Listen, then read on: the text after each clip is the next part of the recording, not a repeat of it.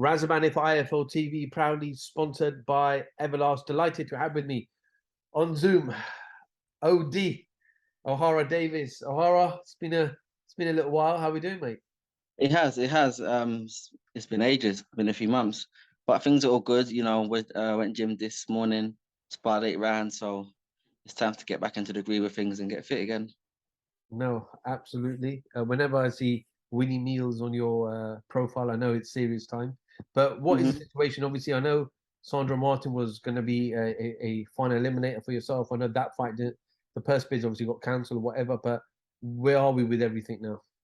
Obviously, Sandor Martin turned down the fight for whatever reason. I don't know. Didn't even let it go to bids. He just said outright, "I'm not fighting him." So, he's a bit of a punk for that because he's a good fighter, a great fighter.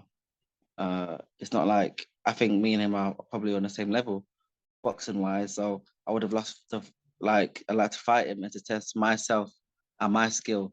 So when he turned the fight down, I thought, mate, you're a bit of a prick. But then they had this other guy, he's Russian or something like that. I forgot his name. Do you know his name? You know what I'm talking about? I know you're talking about. I'm not But sure. but everyone said to me, he's good, he's really good, he fought in the Olympics, blah, blah, blah. So I thought, okay, cool, maybe he'll give me a fight then. And he turned the fight down saying that he can't make weight. I'm like, you prick, mate. So, now they got Teofimo Lopez next on the list. So I don't know what he wants to do next. He just fought over the weekend.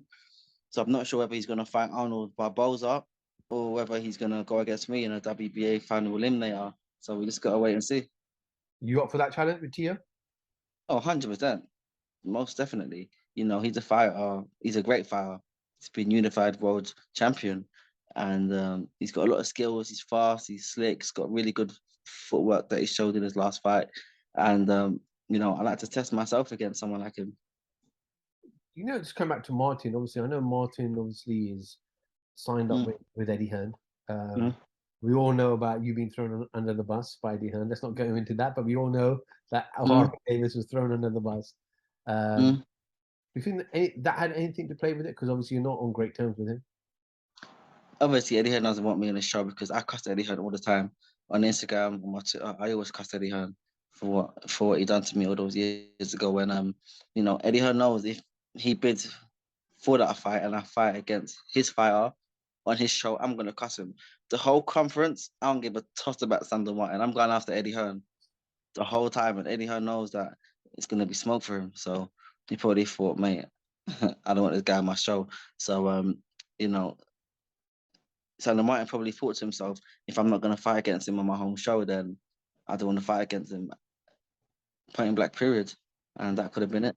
Absolutely. Ohara, obviously, it's a big week this week. It's Anthony Joshua returns back into the ring against Alexander Usyk. It's a rematch in Jeddah, Saudi Arabia. Um, what do you think? What's going on? Before I say what I think, I say what I want. I want AJ to win the fight because me and him are boys. AJ's been my boy for years, and he's really helped me out in my boxing career. He's been a big inspiration to guys like me that come from the hood. So I want him to win. What I want to happen, I don't know. It depends on what AJ turns up.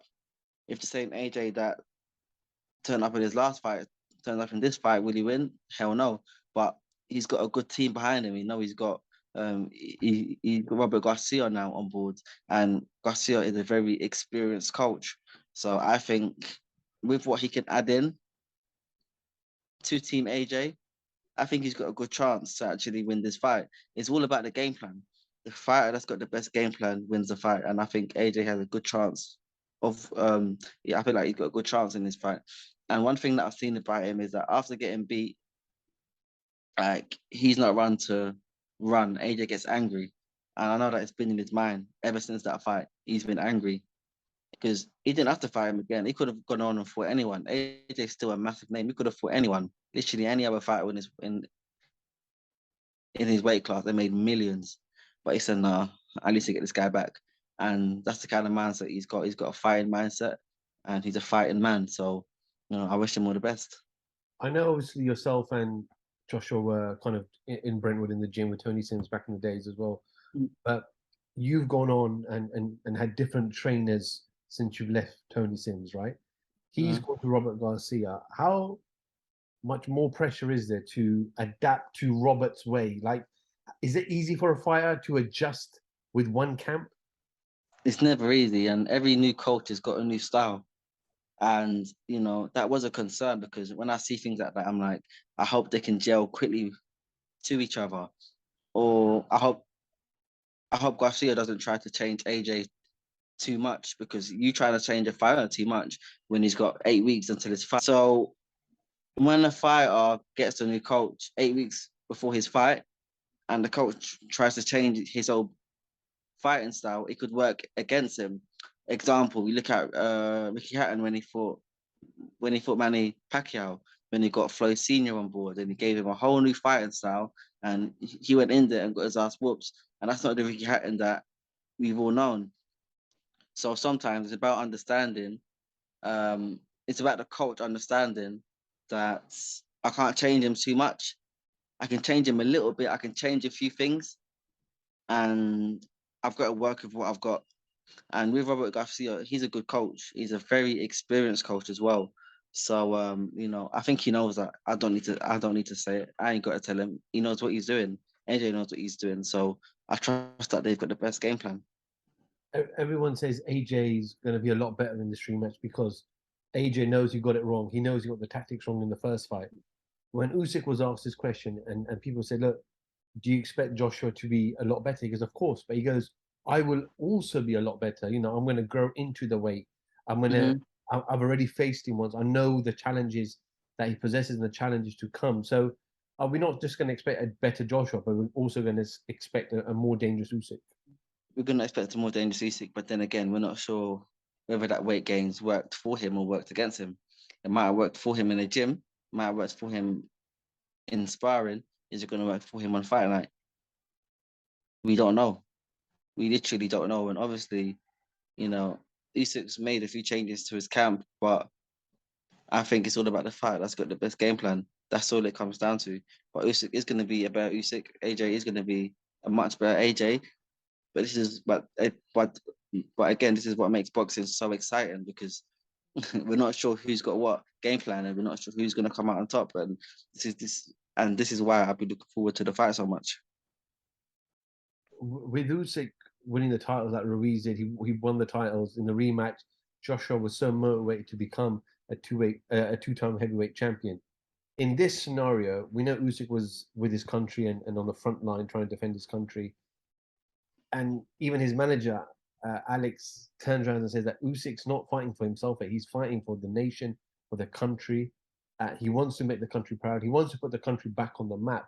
So is there an even further hunger for Usyk to not only win for his titles, but win for the country? Yeah, but I feel like there's more hunger on AJ's side. AJ's pride's been hurt, and a man fights best when he's fighting for his own pride. It's about pride, ego. Usyk's fighting for his hometown and his country. Yes, that's a really good thing, and you know that's only going to add for him. That's only going to make him fight a lot better. But AJ fighting for his own pride. I don't think anything beats that. I don't think anything beats that. A man's pride, there ain't nothing that beats that. A man will go life and death. A man will go to the end of the earth for for his pride, and that's what AJ's fighting for. Because I think if he loses this fight, he knows in himself. If I lose this fight, I fought the same guy twice. I got beat twice by a guy a lot smaller than me, a lot lighter than me. I've been a bit humiliated. That's how he will feel. That's not how I would feel about him. That's not how I would think about him, but that's how he would think about himself. So I think AJ's hunger is going to be a lot more in this fight. Does the fight go 12 rounds? I think so. You I think think? so. I think so. I don't think any of these guys are like Usyk's got good feet. He's got really good footwork, got good head movement, and I don't think Usyk's the biggest puncher as well. I don't think Usyk's got that one punch KO power. I don't think Usyk's got that spite in him. I think Usyk's just more like, mate, I'm gonna cruise the fight and get the win. I'm gonna hit him with more shots than he's hit me with, and I'm gonna win the fight on points. We saw this in the first fight. Usyk had him hurt a few times, and that killer instinct, it just wasn't there. It wasn't there. And look at all of his fights in his whole boxing career. That spite has never been there for Usyk. So, and I don't see AJ getting him out of there either. So I think it goes to I think it goes to points. So if it goes to points, who are you predicting to win? AJ, AJ, it's my boy. I gotta say I can't go against it. So you said in the early part of the interview that you want Anthony Joshua to win, but now Mm. you also think he will win. Yeah, I don't know if I think he would win because I want him to win. That could be that could be the case, but I think he'll win the fight. Time will tell. Time will tell. Where it's Monday today, Time so will tell. few days away from the fight. Ohara, just a quick one. A fight announced last week. A man you know well as well. Conor Mhm. Ben versus Chris Eubank Jr. It caught everyone by surprise that initially when it was rumored, but did it catch you by surprise as well? Nah, it makes money. It's a massive fight, a big fight, and Connor's got nothing to lose. Connor's got nothing to lose. Chris has got a lot more to lose in this fight. So, it didn't catch me by surprise. It's a fight that makes millions upon millions. So, we're prize fighters. So why not take the biggest fight out there? What do you make of the whole weight scenario? Obviously, Chris Eubank has to come down 157. There are rumors. Again, these are only rumors that he can only add on £5 up until I think 11 a.m. Saturday morning. But people I are saying, think it's a bit dangerous. It's a bit dangerous. Like this whole way we have Jason Claus thing, and they got to make it in like it's got to be quite a fair fight. So what they're doing on Ben's side is only fair. Chris Eubank's a lot bigger than Ben, a lot bigger than him. So they've only got to make it fair. But then again, for Chris, it's quite dangerous. But one thing that I do know about Chris is that he makes weight easily. So even though he's out there saying, I'm having to come down and weight, blah, blah, blah, he makes weight easy. I was with him the day when he got weighed in for George Groves, the day or the day before. He was having a whole meal. He was having whole meals. And he weren't going gym afterwards. And he still made weight. I think it was a day or two before the George Groves fight, or maybe on the way in there. I don't know. I forgot which day it was, but mate, he was good. So I know that he makes weight easy. So him having to lose a bit more weight, it might not affect him that much. But then again, it might affect him that much. But it has to be a fair fight on Ben's side. If I was Conor Ben, I'll do the same shit. I ain't letting this guy bigger than me coming out whatever weight class he wants. No, he's got to come down to make it an easier fight, to make it a more not easier fight, a more fairer fight. So you know, yeah, I don't know how it's going to affect Chris. It's all about how it affects him. there's a lot of criticism, obviously, in the box world. Some trainers and the fighters have said, look, if they didn't have their father's name, this fight people won't be interested in because They it's too probably quiet. wouldn't. They probably wouldn't be interested in it. But then again, you can't say if it's not if they don't have the father's name. They do have their father's name, and their fathers have done good in setting themselves up for life and setting their kids up for life, and now giving their kids an opportunity to make millions upon millions off of their name. It's only a good thing. Yes, of course, it's so true. If they didn't have their dads there, the fight wouldn't be as big as it is. It'd still be a big fight, but the fight probably wouldn't have got made, to be honest. But then again, we're prize fighters, so we need to go where the biggest prize is at times. And you know, ifs and buts, yeah, it might be true, but it's not the case. And I support it the whole way. Who wins that fight? They're both my friends, so I say he's a draw. I'm not going to go against Connor. I'm not going to go against Chris. I know Connor more because me and him have been in the same camp and we trained together for years and we've been through a lot together. And we're still cool. I see him in like about a month and a half ago, and we're still cool. And even though I'm not in that camp, no one really checks up on me like that apart from him. So it's all love and support for him. And for Chris, I've known Chris for years, not as much as I know Connor, but that respect is there still for them both. So I'm gonna sit on the sideline and watch it on the TV as a fan TV or and you just gonna watch get it. the O2? Huh? TV or you gonna try to get to the O2? Man, I don't go to Matchroom shows. Since ever since I got thrown under the bus, I refuse to go to their shows. No way. Even for two friends? Even for two friends. Damn. No, you'll never see me at a Matchroom show again. Ever. The dislike is real. The dislike. Definitely. But yeah, Ohara, yeah, we look forward to Eubank Jr. and Conor Benn. The build-up will probably start in a couple of weeks' time for that.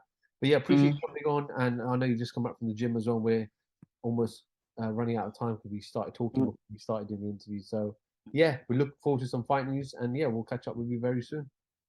Thank you, bro. Ohara Davis, IFL TV. Thank you very much. My dad in the street against a heavyweight. I've gone back to the dad. I've punched him a few more There's times. 5 blokes outside my front door. Can you come and help One me? hell of a fucking story, so stay tuned.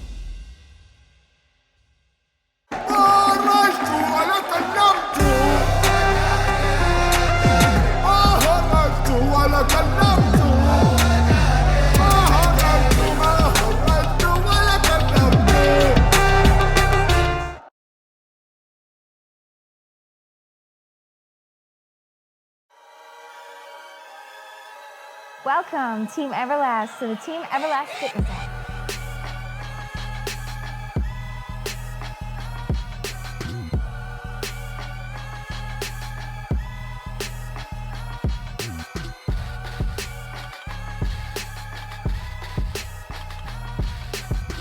Download the Everlast Fitness app and find your greatness within.